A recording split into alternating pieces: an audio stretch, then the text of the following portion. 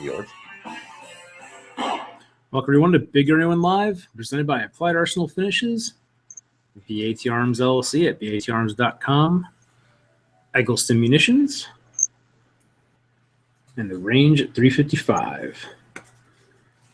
So welcome everyone to tonight's show. Of course, going to see a million of those. Tonight in the house we have with us, of course, I'm going to look on my screen. It'll be backwards what everyone else out there is watching, but we got Tony Salas in the house with us. What's up, everyone? Hey, Tony. Thanks for joining us.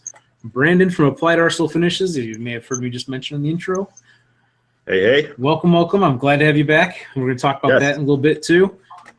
And Gino from Black Rhino Concealment. What's going on, guys? And also Rob from Black Rhino Concealment as well. How's it going? Thank you for coming out with us. And, of course, Tim from TACCOM, who you've seen some of his products in the Minnesota Rifle of the 50 States of AR-15 project. So welcome, everyone.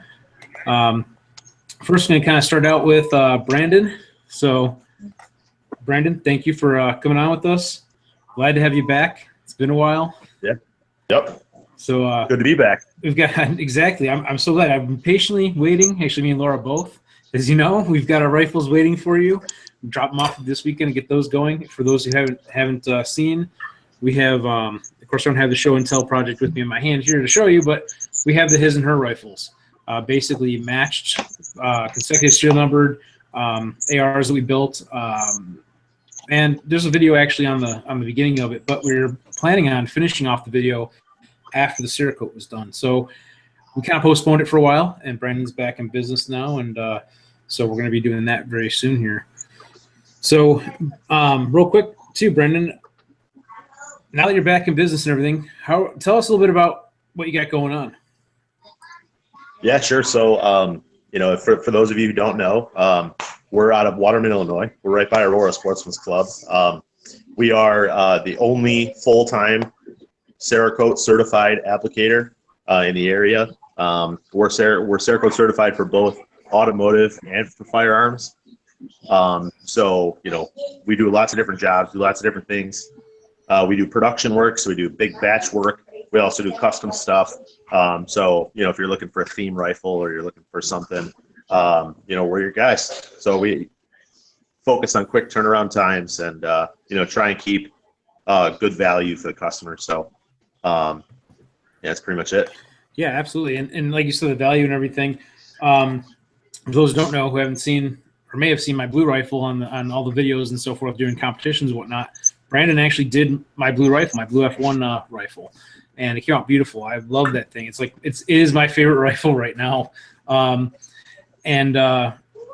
use it for all my competitions and everything. And what's really neat about it is we kind of themed it off of the Corvette, the Grand Sport, 96 Grand Sport with the red hash marks on the side. So we did it on both sides. Came out really nice, simple, clean, beautiful. I love it.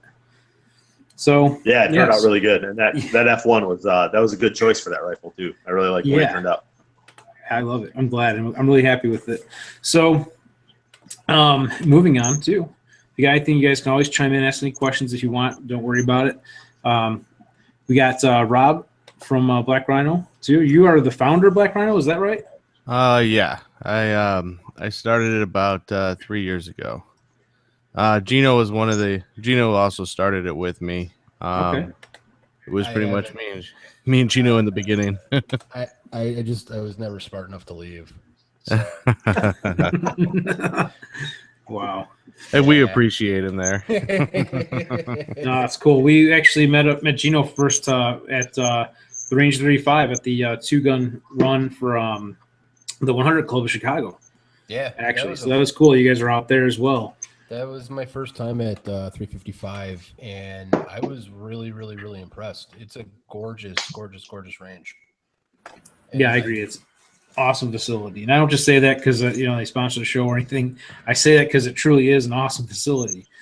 And I was, exactly. I was telling the general manager, because I've worked in multiple gun ranges in the area, and I've shot in pretty much every gun range in Northern Illinois, and it's nice. It's just everything about the place was very, very, very nice. The event was awesome as well.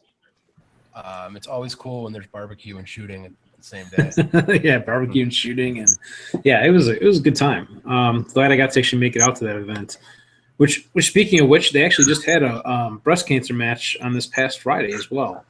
Something that me and Pete were talking about, and I kind of helped him come up with the idea for it. And it was just a kind of a smaller scale version of a 2-gun match. Still had 4 stages, but obviously it was in the evening on Friday, so we didn't have the catering or any of the vendors out there or anything like that. But it was a nice little benefit for breast cancer and everything. And fortunately, I didn't get to shoot the whole match. I had some plans that evening, but I came out, got halfway through it, did the 2 stages I was going to do, and left. But it was a great time. I had a lot of fun. In fact, our friend Jake Carrillo came out too and shot with us too, which was pretty cool to see him there at a smaller scale match. So tell us a little bit more. I know we kind of covered some of it in our video in the past that we did at the range, but what do you guys have in the works right now? Anything interesting you want to talk about? Let's see. We've got. I think you got the samples, Gino, don't you? Yeah, we've got a couple of new products that just came out. One of the ones that is really taking off right now and is really exciting is our new AR-15 mag carrier. It comes. You can hold it closer, Gino, just in case they can't see it. It comes with a lock. Yeah, a little bit closer. No, it's good. It's nice. It's small. It's compact. It's adjustable retention, so it'll work both with the rounds facing back, and it'll also work with the rounds facing forward. So if you're going to move it around on your belt, if you're a righty or you're lefty, it'll work pretty much no matter what. It's hard to say that it'll work with every single AR-15 mag out there because there's hundreds of them, but so far it's worked with everything we've tried it with hex mags, P mags, GI mags.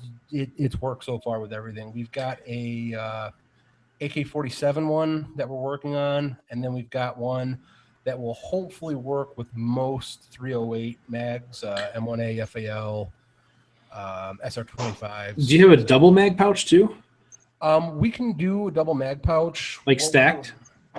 We're working on a good way to attach it in the front so it doesn't stick too far out. Maybe with something with a little bit of a stagger in it. That'd be cool. You start stacking mags on mags on mags, and before you know it, it just fully loaded mags. You've got 2 or 3 of them out there. It gets real heavy, and you get a whole lot of flex in them. Yeah, I agree, because I actually have one from another company, and it is a stack style carrier. And I noticed that for me, especially when you got 2 fully loaded mags, 30 rounds piece, 60 rounds, whatever, and it's sitting away from your belt, kind of flops around, and not as much as where you got it nice and close against you, where it's going to kind of stay a little more stable. Yeah, we're working on a way to make it not flop around. And I like the design that you mentioned that, that you can put them forward or back, you can face rounds the way you want. It works with a variety of magazines. That's always cool. So I know some of the Kydex, when you have these made or you make them, you form into the magazine so closely, then it's formed to that particular magazine housing. It might be some slight variation that maybe the other mags won't quite fit as well. Yeah, hex mags do that a lot too because of the way they're shaped in the front.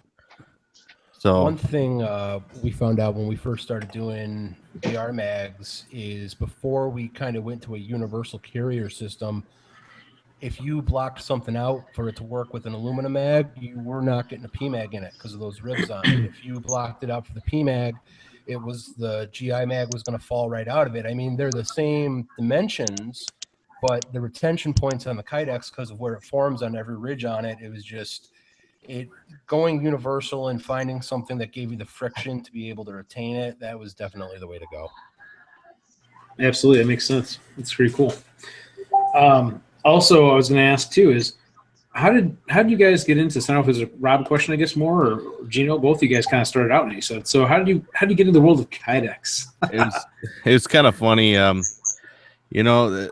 were a few companies around at the time, but it wasn't as big as it is now. And me and Gino were actually working at Gat Guns, and we were on break. And I don't know if you guys ever been in Gat Guns. They have that caboose, that train caboose thing that's up there. We were hanging out there for lunch, and basically we opened a magazine and we saw one of those trigger guard holsters in there. And me and Gino both looked at each other going, wow, they want $40 for this thing. We could definitely make this a was, lot it was better a and really high cheaper. price for a piece of material about that big. Yeah, right. They were like, there's no way. Like $40, we could probably do it cheaper. You know, I was watching a video a while ago. Someone on, I think it was on Facebook, another guy who does kydex, just a small operation, and he was talking about a customer experience where the customer was like complaining about the cost of the holster. Yeah. I don't know if you know what I'm talking about. Yeah, definitely. And I don't remember all the exact details, but it was something like, he thought it was worth X amount of dollars because that's all the components cost. And the guy's like, well, I went and I had to take those components, make them into the holster, and form them, and I spent my labor, my time, and shipping it, and all that stuff was involved in it. And so he's like, in the end, it was kind of nice that the the manufacturer, I guess you can say, I think he ended up sending the holster for free and refunding him or whatever it was, and said, hey, thanks anyway, whatever.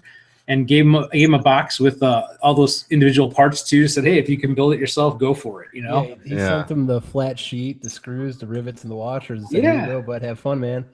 I thought that was awesome. It was a great marketing for him. It's definitely you get what you pay for. There are a ton of kydex manufacturers out there.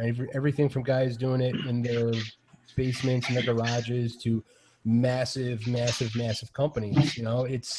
It's like with firearms finishing. Sure, you can spray it with a can of Krylon and it'll work for a little bit, but it looked nice in the pictures. Yeah, it'll look nice in the pictures, but go take it to the range and put it through its paces, and you're going to see the difference between a Duracoat or a Cerakote or a gun coat and Krylon.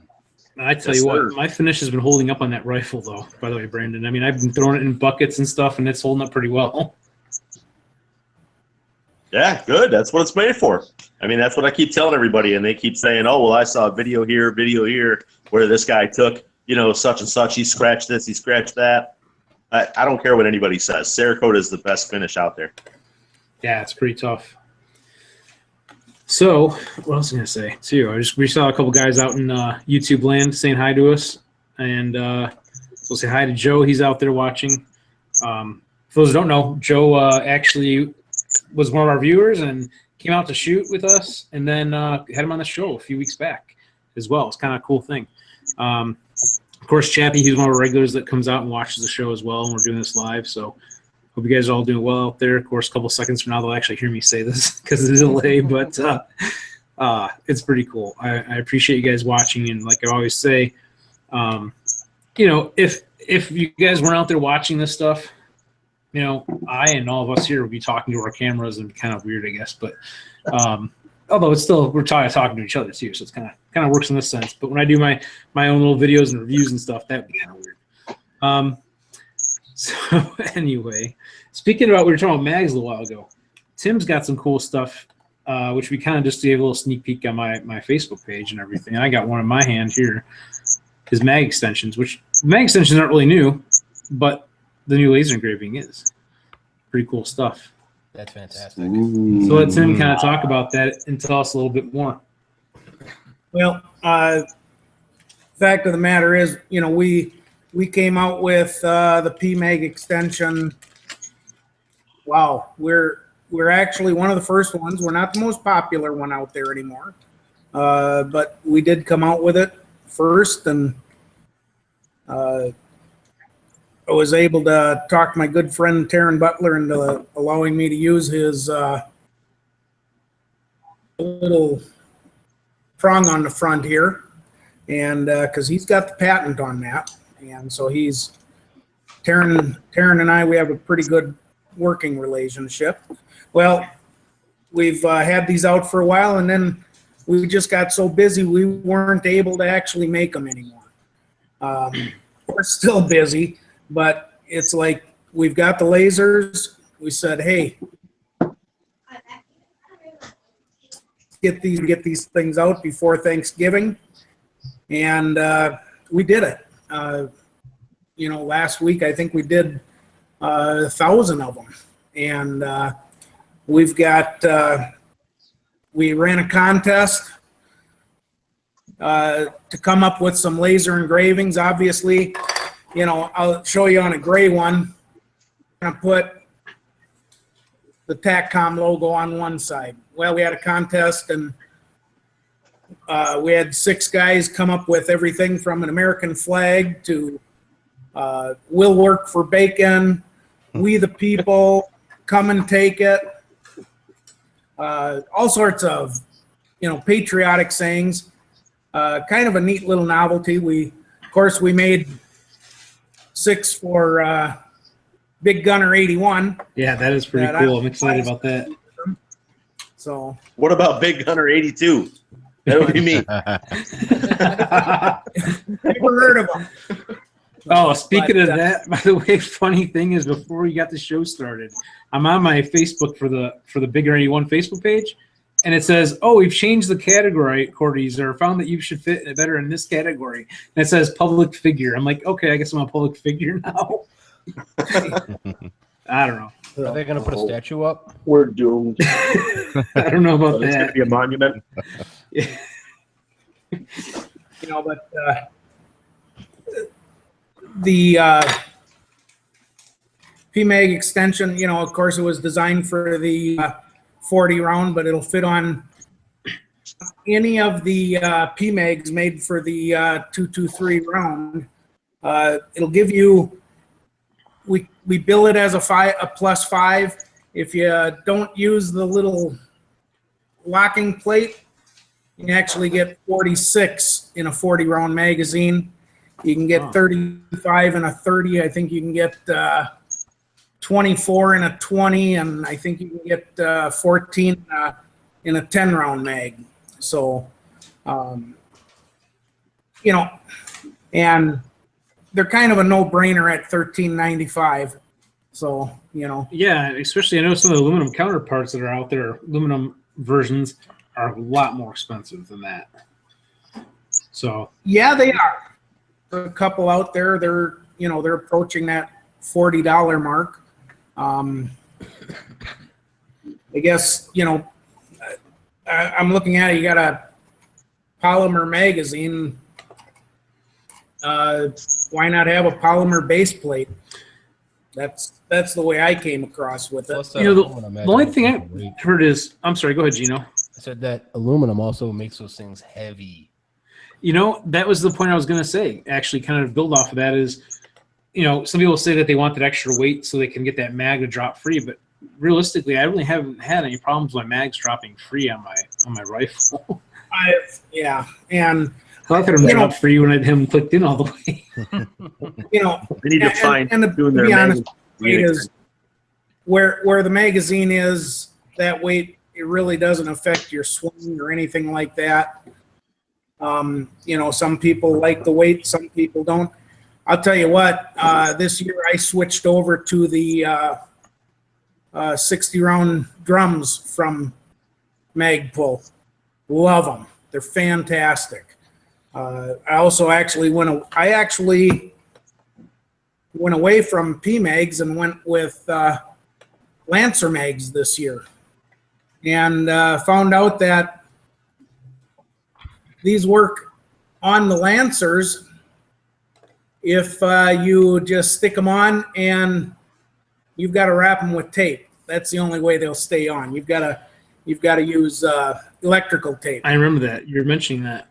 But they work great, and I can get 35 rounds in a Lancer magazine. So hey, we got a question too from Craggy Island. He was asking for the guys from Black Rhino.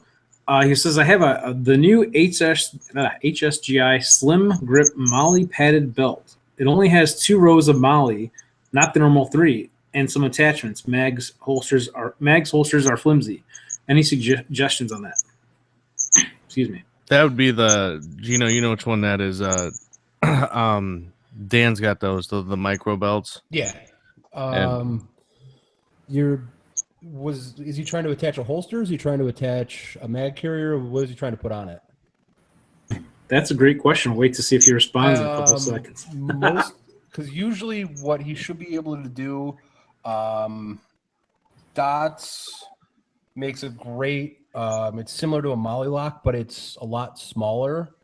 So it'll fit that slim grip belt a little bit better than the full Molly locks, which give you like an extra row or 2 down at the bottom, which is going to flop around. Are we carrying the dots yet, Rob? We are carrying the dots. Okay. He said mostly the holster, by the way. Okay. Just have an issue with that. Depending on whose holster it is, if it's a 2-piece holster and it's got rivets on both sides, getting one of the smaller dots molly locks, that should help to alleviate it because you're not going to have as much play in the molly lock.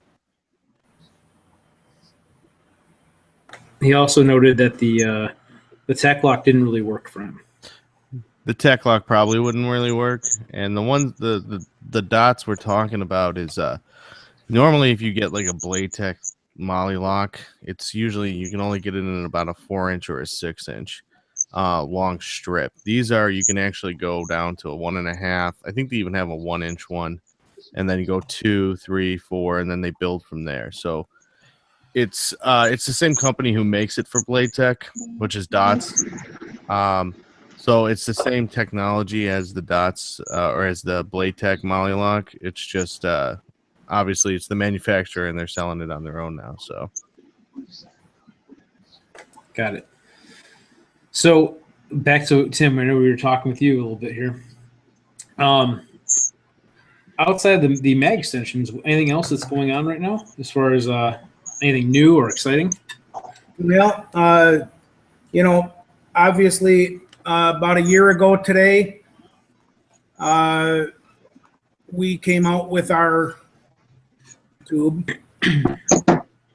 Biggest, baddest, strongest tube on the market. What we've done since then is we've started to accessorize. We actually come out now with a molded stabilizer for it. We came out with something, from what I understand, about 2 weeks too late. We've got this little rail piece here that attaches to the tube.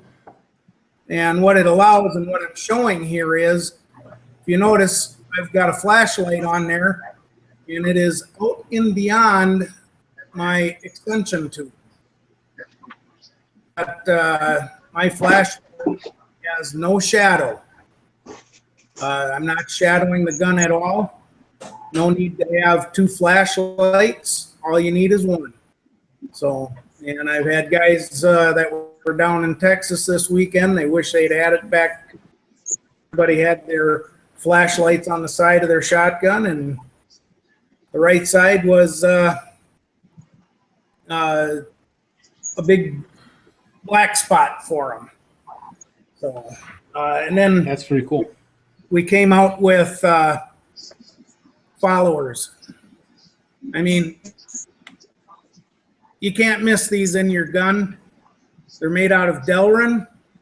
For those that don't know, Delrin is it's one of the toughest plastics out there. It's also just about as slippery as Teflon, but it's a lot more solid than Teflon. I had a great question. You put these followers in your shotgun. I've had guys compare. I tell them, before you put my follower in, stick your finger up into the load port and push on that follower, and you're going to feel the friction. Put this follower in and do the same thing, and these guys are saying, oh my gosh, all I'm feeling is the spring. Yeah, that's all you're feeling. There is no friction. Got a question for you too, Tim. Yeah. Jay Rogers out there who's watching asked where he can order these mag extensions, basically. Oh, you can get them right off our website, TACCOM3G.com. Cool.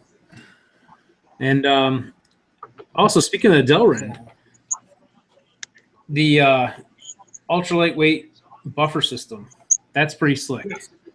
We've got that in the Minnesota rifle for the 50 States project, and I'm still working on playing with the tuning a little bit for the gas system. I might have to tweak it a little bit, but I took it from not cycling to cycling, and just a little bit past. But that thing's a pretty slick setup, and I have to imagine the friction reduction is kind of a nice thing too, versus like having. You still got the metal spring, but you also got that Delrin riding in the tube versus the weight that's metal. Versus the aluminum. There'd be some less friction there. boy, what can I say about that system? Literally over the last year, we've sold a couple thousand of them. We've got manufacturers, we've got firearm manufacturers that are using those in their competition firearms. We've got a pretty big distributor that's selling them.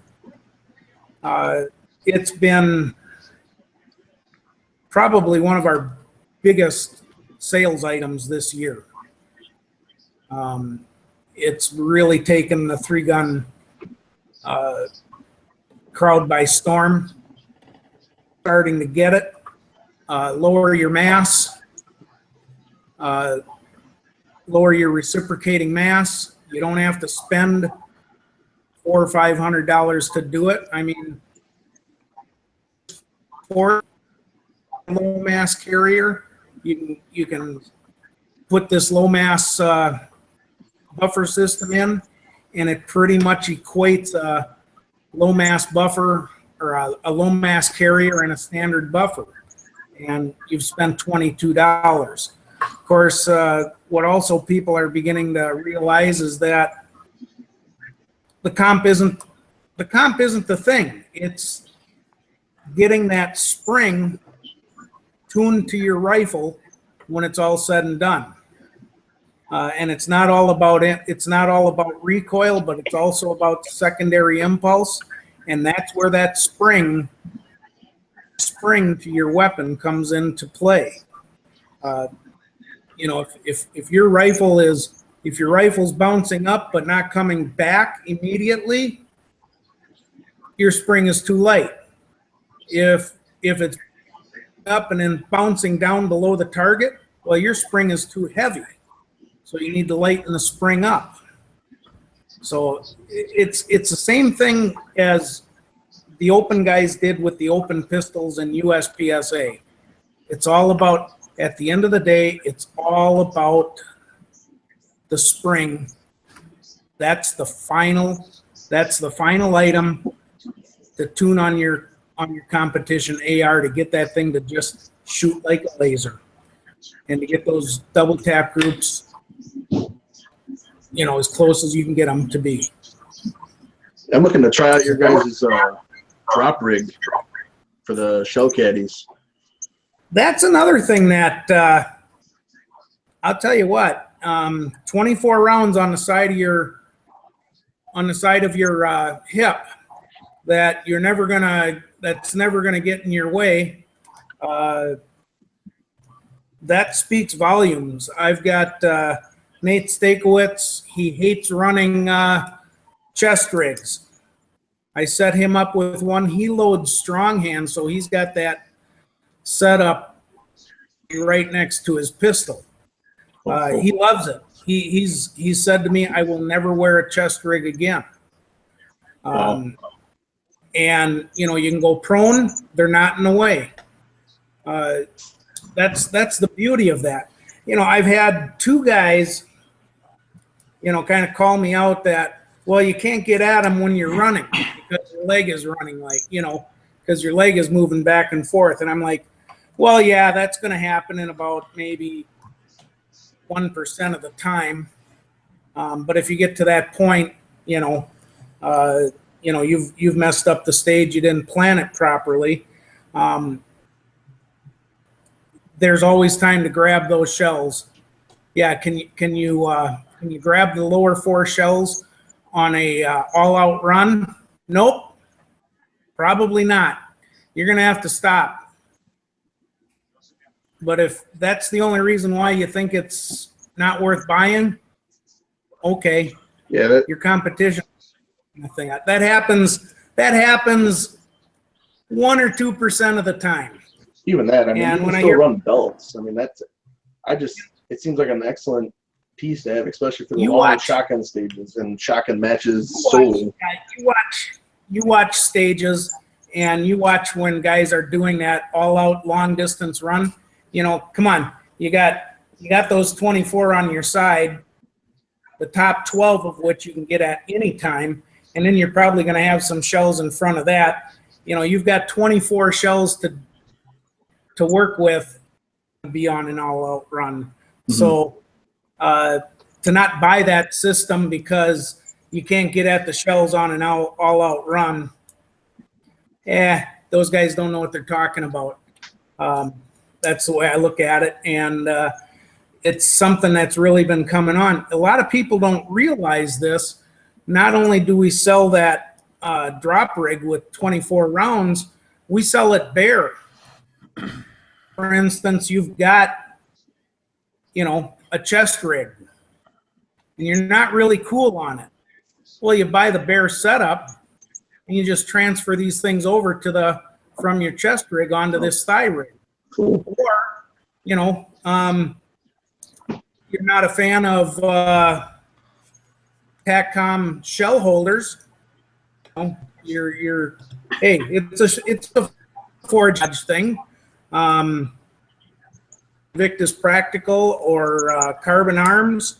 That thigh rig, that bare thigh rig, you can mount those my competitors' caddies right on that thigh rig as well. So, by the way, Tim, we had another question I kind of missed here. It was asking about, do you suggest using a spacer in the buffer tube of your AR to raise the spring tension if need to be? To raise the spring tension? No, as a rule of thumb, you're never going to really go any heavier than the factory spring. If anything, you're going to be going down in tension. There's a couple of different ways you can do that. We sell a 10% reduced. Tubbs sells that flat wire. Terran Tactical sells a 10% reduced. I'm not a fan of, if you do it right, I'm never going to tell people to do it. I would say leave it up to people that know what they're doing. You can clip coils to reduce your spring pressure. Doing that, buy another spring, because sure enough, you're going to clip too many. Yeah, exactly. You can't put it back. Yeah. What's nice is our AWL for the rifle buffer. That's the one that has the spacers. That's the one that you can fine tune the spring by removing spacers on. Okay. Also, I see a comment too for you guys at Black Rhino. So you have a great selection of colors and for your holsters as well. Oh, awesome! Thank you. We try to keep a little bit of everything. What? You got colors other than black? Yeah, you can be surprised. A lot of companies don't like stocking a lot of colors. So I think we got about 20, a little over 20 right now. A little over 20. We got about 150 different gun models. We've got plus you can custom make them too, right? Custom make them plus about 12 different. The last time I actually sat down and did math, we were we were pretty close to 6,000 different options. Wow. You do math. It was a long day. It was a long day. Oh, hey, Craigie Island, and I don't know if I can kind of get an echo off somebody too. It might be coming from Brandon. I don't know. Yeah. Yep, that was Brandon. Yeah, I heard it again there. What's going on? We're getting an echo off your end. No, you're not. Liar. That's all right. Otherwise, I'll just mute you. Otherwise, I'm about to call. Somehow this is your fault. So we're saying you guys offer a. I was gonna say actually, I'm gonna probably have you guys do a left-handed holster for Laura actually, because she's left-handed. So, unfortunately, all my holsters won't work for her. Yeah. It's funny that yeah, I'm getting echo. There we go. It's funny that there's a lot of companies still out there with Kydex that don't do left-handed holsters also. Really? Yeah, there's a few of them out there, but It's I think that's also another draw why a lot of people like it, is that you have the ability to adjust to do left-handed holsters and not have like some of the big companies like Galco and Playtech have to deal with all that tooling. That's why they Right. don't like doing it. So how do you guys do? Here's a question for you too. Like as far as you have all your stock holsters that you kind of make in stock. How are you making them? I don't know if you call it a mold or using an actual firearm to make those. Like what I'm saying? Like what are you using to mold your Kydex 2? Is it a blue gun or is it an actual pistol or what are you using? It depends on the gun.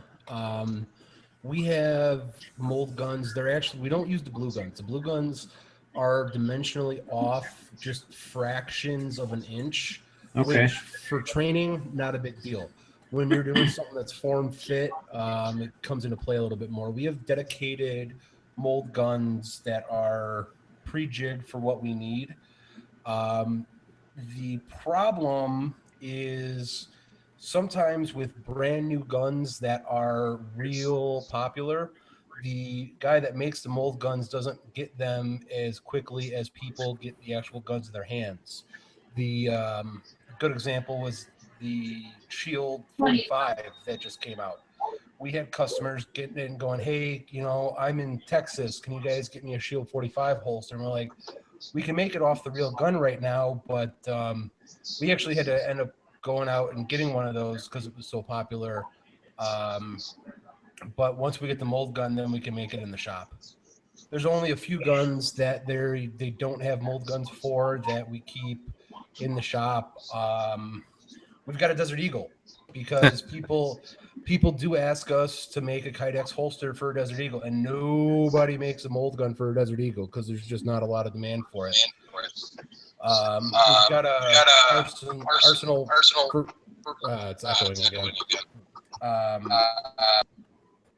We got a Arsenal Strike 1, First Strike. What is it, Rob? Arsenal Strike 1. Strike 1, same thing, and it's another one of those guns that nobody's gonna make a mold gun for, but we can make that in the shop. We got 2 CZ checkmates also.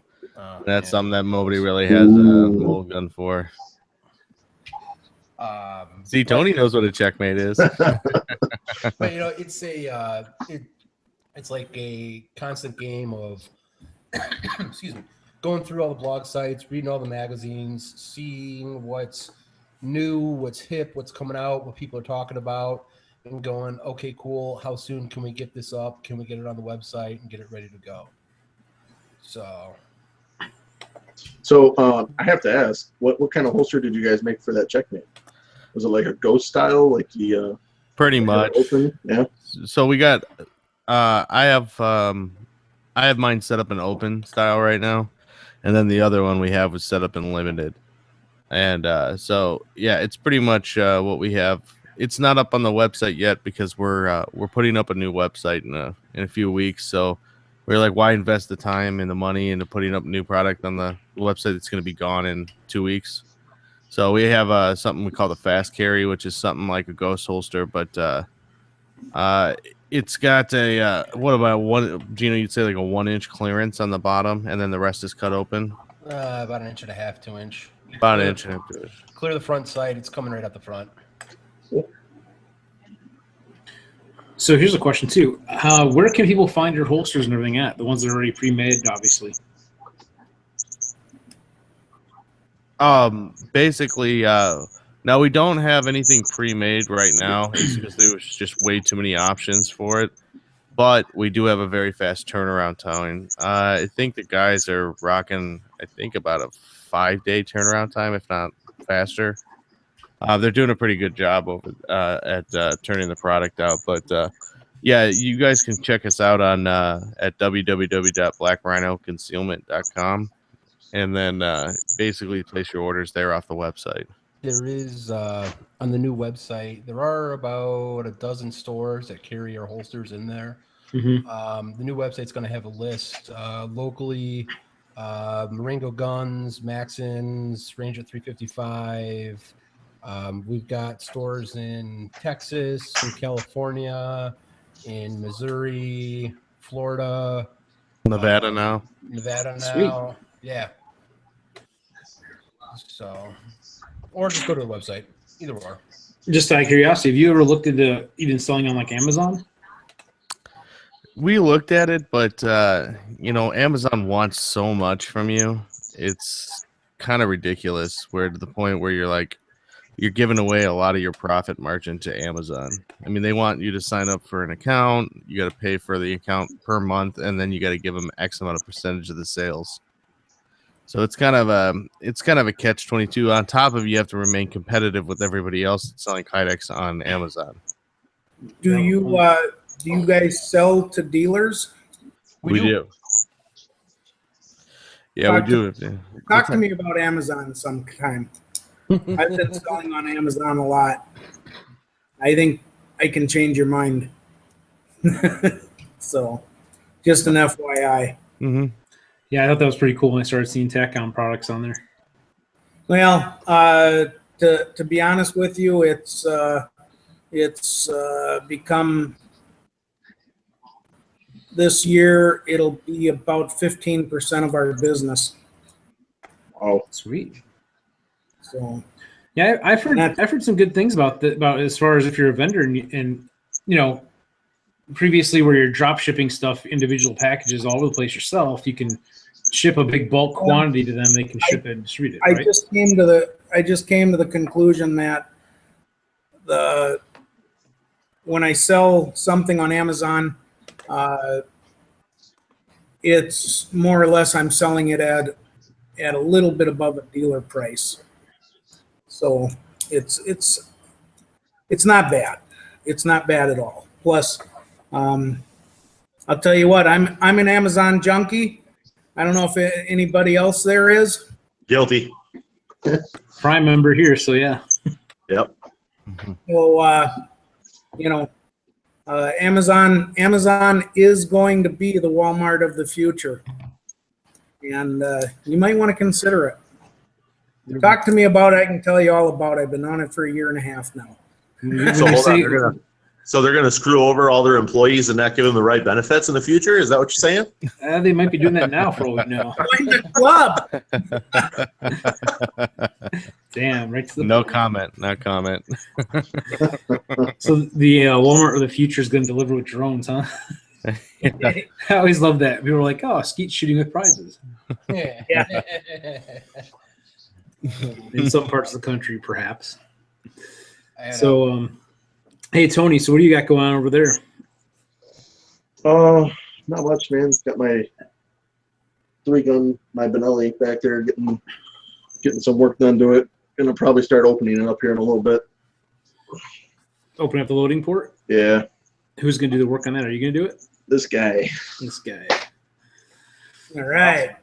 Get the file and the Dremel tool out. Yeah. Well, speaking of which, Tim, you had a pretty awesome setup that we saw when we were up there, where you actually had your CNC mill do the work for you there. Well, at least part of it. Yep. It pretty much, yeah, it's quite the setup. I've got it set up to do Benelli's. The unfortunate thing is, my business model will not allow me to get an FFL, so I did my shotgun and I did my son's shotgun, and that's it. Do you need a mule? So, but Do you need a mule? I because I don't have an FFL, I can't do anybody else's guns. What's pretty slick about the CNC setup is that it's repeatable. So you could take same receiver, lock it in the vise, set it up, and have the same curvature and everything, and then you can hand finish it afterwards.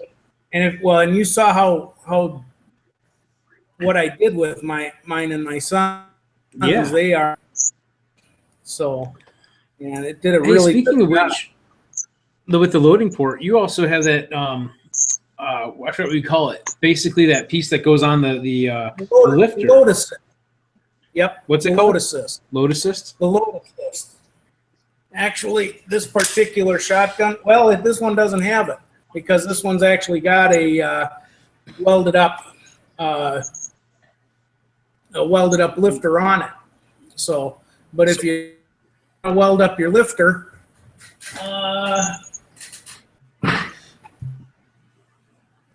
He's running that magnet on the front of the trigger guard. You just throw this little. No. There's some issues with that magnet in front of the trigger guard. What are you talking about, This magnet? thing. See this magnet here? No, you gotta hold it a little higher. On my screen, I can't see it. Okay. See that little magnet there? Hang on a second. So what's the idea with the magnet? It's like a different version of the The match saber? Yeah. But it holds it with the magnet, so the recoil doesn't make it fall off? Not if it's strong enough. Keith Garcia did a couple videos on Yeah. it. He's loading pretty good on it. It kind of holds it like this. That's kind of goofy. Yeah. And, that magnet's a 20-pound magnet. Well, the problem, the nice thing is you can just push it in like that. Here's the issue. That magnet's so strong that when you start to load, look what happens. It gets in the way of my loading. And so I've not used this shotgun in competition. I've got a Super Black Eagle I use. But All right. we tried this and I was like, yeah, I don't know. It's a neat thing. If the guys can work around it, I think it'll be a pretty neat little setup. Yeah, it looked like for a little practice you got, it looked like it could be pretty useful. But that little thing for the load assist, what it does is it bridges that gap between the end of the lifter and the entry into the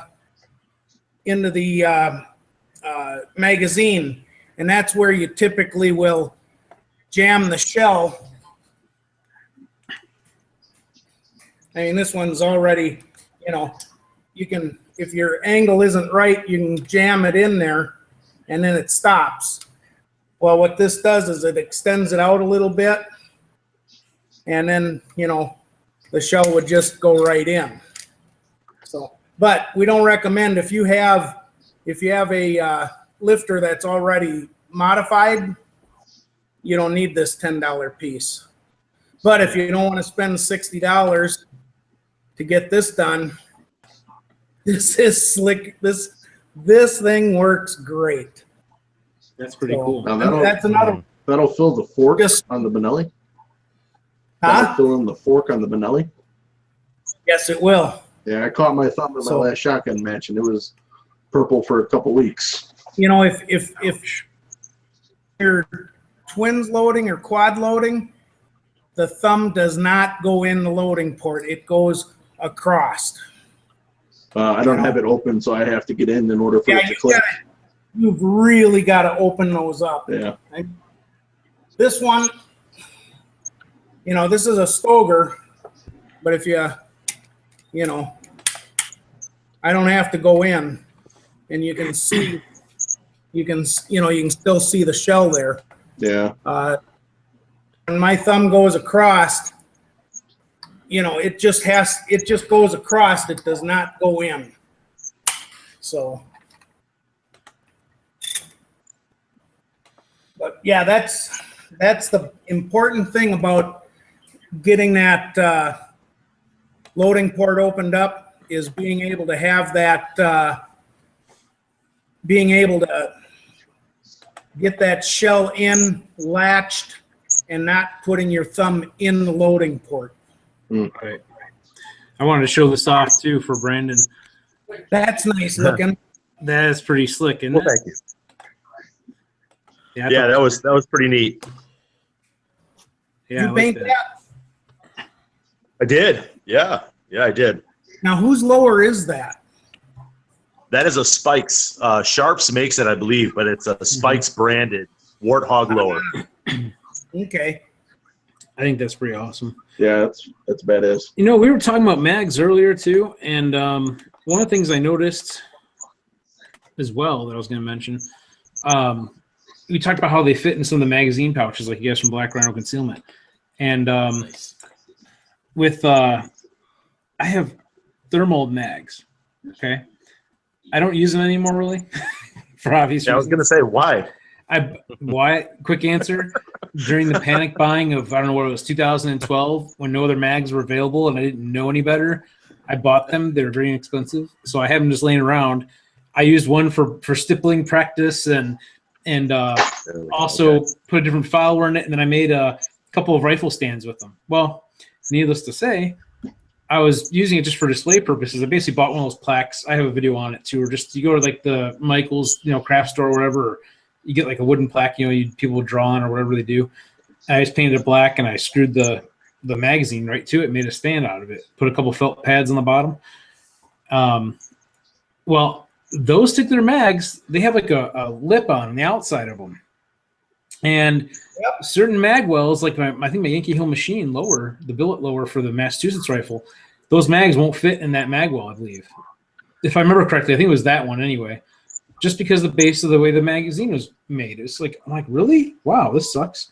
Which, by the way, I had an interesting TACCOM story this weekend. And it's not really anything to do with TACCOM necessarily, but the MK1919, the flared mag well. This is purely my fault. The magazines, I made these little belt hooks out of Kydex, yeah. And I had it a little bit too high up, so it was catching on the mag well. Yeah. So I couldn't seat the mag, and I'm like, oh, I forgot to check that fitment. It was my fault. Yeah. Luckily, the cool thing was that piece is easy to remove, so I popped it back off for the match, but I got to make an adjustment to my belt hooks that I made for the mags, which I found out later on. Now, for what you guys don't know is MK1919 is a 12-gauge mag-fed shotgun, so the magazines are huge, okay? And I have a 10-round magazine, one of the factory mags. Actually, I had two of them that I made Kydex, like took some real thick Kydex, bent it into a little, like a U-shaped almost, like took some double-sided, really strong double-sided sticky tape, and stuck it on the side of the magazine. I kind of put it towards the top of the mag. The top portion of the mag is steel. The bottom portion is like a polymer kind of, and the metal is inside of it. So I put it at the top of the mag so I can have the mags facing up on my belt. That was my thought. Later on, I realized, just like when you grab your AR mags off your belt, you kind of want them facing down, and like in my case, I like the rounds facing with the front of the rounds towards the rear. I thought maybe they'd be falling out, losing shells, running around. That's not really the case. It works fine that way, but needless to say, I put them on in the opposite direction. I didn't put them on in the best direction, as I found out. So I had it a little bit too close to the top of the magazine, and the flared magwell adapter was catching on the edge of it, so I couldn't slam the mag all the way in.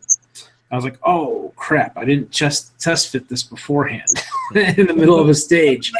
Nothing like finding out in the middle of a match. Yeah, exactly. So I'm like, I didn't practice my own words of wisdom, because I had this discussion with somebody the other day that was like, oh, I shot a new pistol, this first time shooting this pistol in a match. And he was having some issues with his ammo and stuff. And I'm like, well, you should test it out before you go to the match. I should at least get some test firing in with the pistol beforehand. So I didn't follow my own, words of wisdom, I guess, and it bit me in the butt. But it was fun. I had a good day anyway. I didn't finish out the match this past weekend. The one I'm talking about is at the Aurora Sportsman's Club. They're the last 3 good match of the season up there. Basically, I went through and did. I think I did 3 of the stages. I didn't even get a chance to take some of the video off my camera yet. But I wasn't feeling all that great, so I just kind of called it a day a little bit early. And but it was fun. So got some shooting in. Was it the match that Jay was at? Yes, actually, Jay was at both the matches I was at. He was at the Ranger 35 and then at ASC. So he was there on Friday and Sunday with me both. Did you get a follower at any of those matches? A follower? Yeah. What do you mean? Well, I gave Jay like 65 followers. No. Give away at that match. Nope. He kept every one of them. They're up on eBay. I gave Jay 65 triple F followers. You guys better hit him up. I'm gonna go message him after this and say, "Hey, Jay, where's my I'm phone?" right now. You have to fire him. I didn't hear anything about all the followers that were given away at that match. I thought he kind of forgot about it. Hey, Rick, Yeah, there weren't any. on YouTube for, I think Brandon He's asking about that hog lower, if it was satin nickel plated, or That's a great question. have any of you tried using stippling to number mark the grid on the PMags? So we had two questions. Like you said, the first one was for Brandon about the satin nickel plated lower, or is it, what is the coating on it? No, so it's all Cerakote. So it's a Cerakote titanium base color. Cool. And then there was about 5 or 6 colors in the Warthog itself. And then the other part was, have any of us used stippling to number mark the grid on PMags? I haven't, honestly, I haven't really numbered my mags at all. And this is just me, and I'll let you guys answer this too. I found myself recently going through my magazines for my AR and thinking, I have kind of a mixed lot of mags. I've got a bunch of different steel mags, different types. I even got this really weird Kamanga, I think they call it, or whatever, like mag that opens up and you put all the rounds in it and you close it up. It's goofy. I don't know how I ended up with that. I bought it at some point. And a few thermolds, PMags, a lot of D&H metal mags, which are great.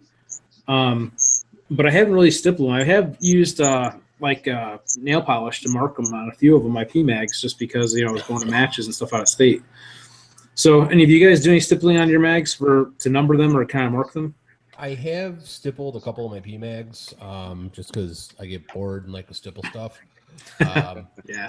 There was a weekend where I stippled literally everything. I started looking at the fenders on my Jeep, going, "Hey, I might be able to stipple those." But as far as the I unplugged the soldering iron at that point.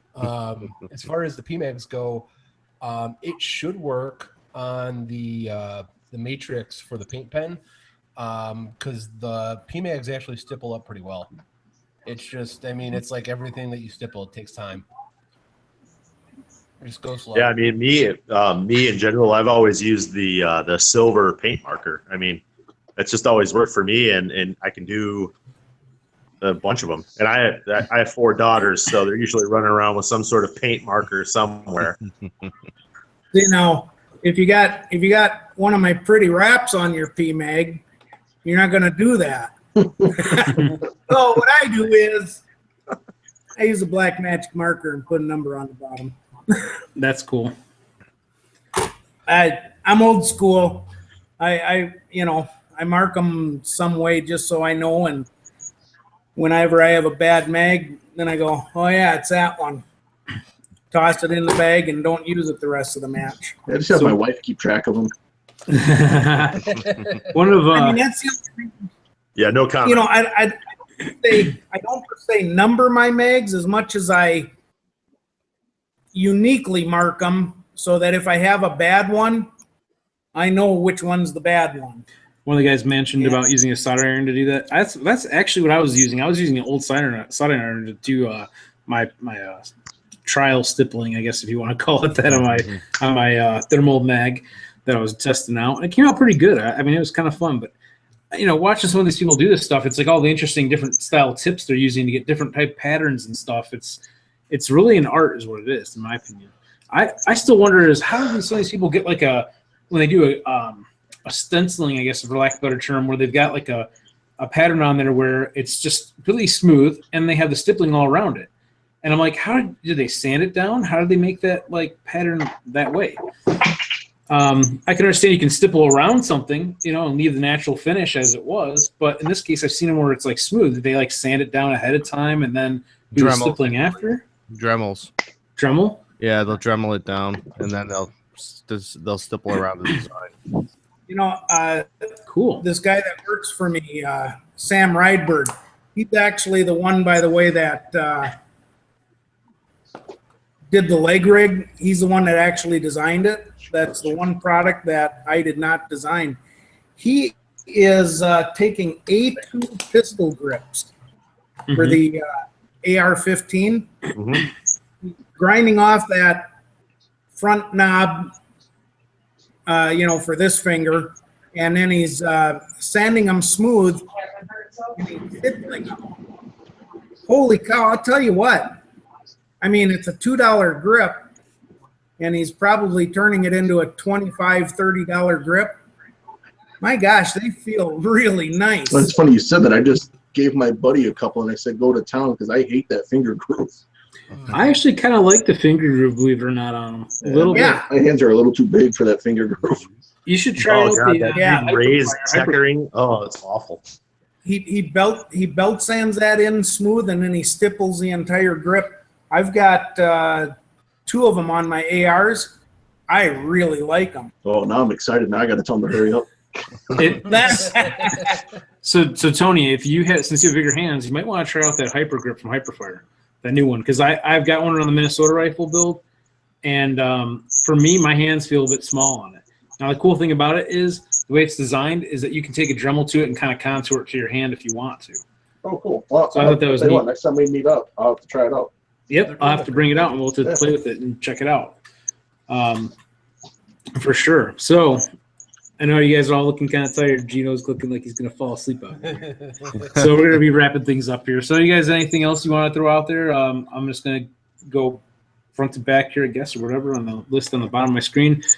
Tony, you got anything? You've been kind of helping out a little bit here with conversation. Oh, nothing, man.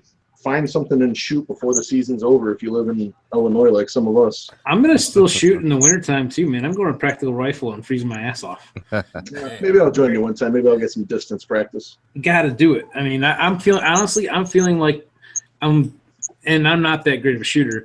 I'm feeling like my pistol's a little bit stronger right now than my rifle's been because I've been skipping out on doing practical rifle. So my skills have been lacking. You've been banging the pistol pretty good.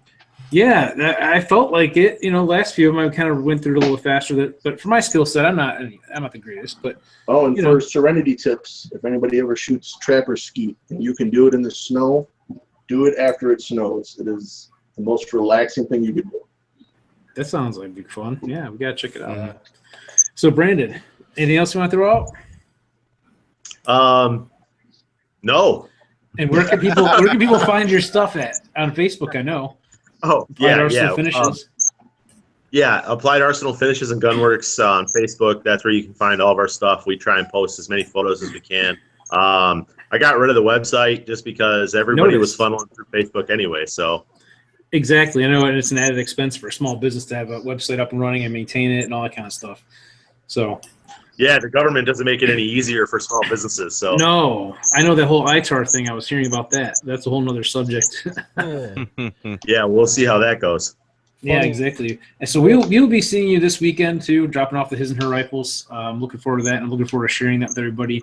We're going to get them all put back together and finished and out. I think I kind of changed the goal with that a little bit, by the way. I think what we're going to do is after we get the Cerakote done, I'm going to add it into the 50 States project. Originally, I was going to do it as the Washington build, but really thinking more and more about it, there's so many parts from different parts of the country in that rifle. I think it's going to be kind of like, I don't know how to word it. Basically, just a rifle that's going to be covered from more than one state, for the project. And we're going to kind of share it too. Yeah, kind of like a union project, like the United States rifle, I guess. I don't know. You don't ever have to explain America, Rick. Yes, that's all you got to do is just say it's the America rifle. Yeah, you don't ever have to explain it. No. So, yes, thank you again, and we'll see you soon. And check him out on Facebook, Applied Arsenal Finishes. He's out there. You can find him on my Facebook stuff. I'll probably post up the sharp spotters lower we were just showing off as well. Appreciate it. Thank you. Yeah, absolutely. Thank you. I appreciate your support with everything as well. So we got Gino and Rob from Black Rhino Concealment. Either of you guys want to throw anything else out? Well, Gino, show them the wallet. The check money lights going on? Yeah. We got a new wallet that we just came out with. It's we make the fold over types also, but we wanted to do something a little bit more minimalist so you can see it's sweet. Tiny, but it also can hold up to about 30 cards. So if you want to get crazy with, I don't know anybody carries 30 cards. But man, get crazy with it. I lost count. IDs count; they're the same size. Pretty soon you're going to have to carry 30 cards to carry a firearm in Illinois. Yeah, no kidding, right? Yes, I don't think the minimalist wallet would really work for me, but maybe I just need to change my way I carry my stuff and reduce my stuff. You'd be surprised what you can do. It's just that leather makes it bulky. Slim it down into one little card holder. And as you mentioned about all the cards to carry for concealed carry and stuff, I will tell you a quick short story. I was at my place of employment the one day, and they were asking for a copy of the driver's license for insurance, whatever it was. And I'm getting out my IDs, and my coworker's like, "Who the hell are you?" He's looking at all my IDs, and I'm like, I said, "I have a lot of IDs. I have concealed carry permits and so forth in all these different states." So, yes, I agree. It could be 30 cards eventually one day. Yep. So yes, thank you again for being on with us tonight, and thanks for having us. Yeah, absolutely. Really appreciate it. I'm hoping that we can get up there soon. I know it's been kind of crazy on my schedule and everything, so hoping we get together and I can come up there and stop out and check out your place some Saturday soon. So appreciate it. Definitely come on up whenever you get a chance. Yeah, we'll get in contact maybe in the next couple weeks here. And Tim, thank you again. Appreciate the mag extensions. This is really cool, especially the ones that you got there with the awesome logo on it. I like that painted finish too. We were talking about where you basically paint them beforehand and then you etch them. I should mention one more thing. Sure. And I'll be a liar as soon as I say it, as soon as I mention. I've got, it's the culmination of a dream that I've been working on for about 9 years. But within a month, I have for sale a 22 Magnum upper for the AR-15. I remember seeing the mags when we were up there. So. Oh yeah. That's pretty sweet. Brandon's excited.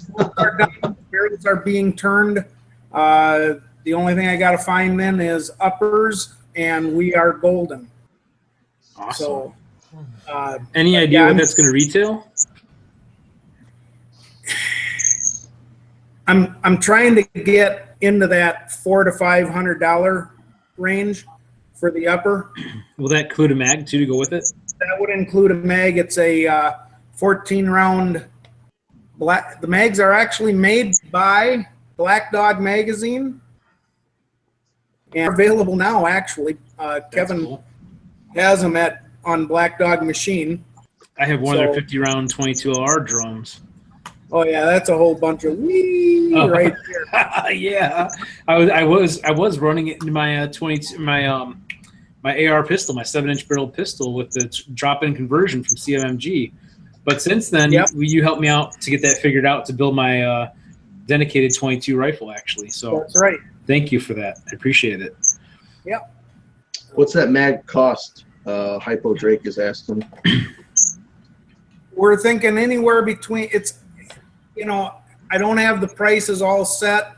I want to get into that between $400 and $500 price point, but it's going to be a 22 Magnum semi-automatic. Yes, sir. So absolutely. And it works. But you said the mags are available now, but the upper's not yet, obviously. Yep. Yeah. Long story on the magazines, but we'll save that for when they're out. We'll talk about it. It goes back to old times, but yeah. So, but like I say, as soon as I give a date and I'm thinking a month, I'm lying.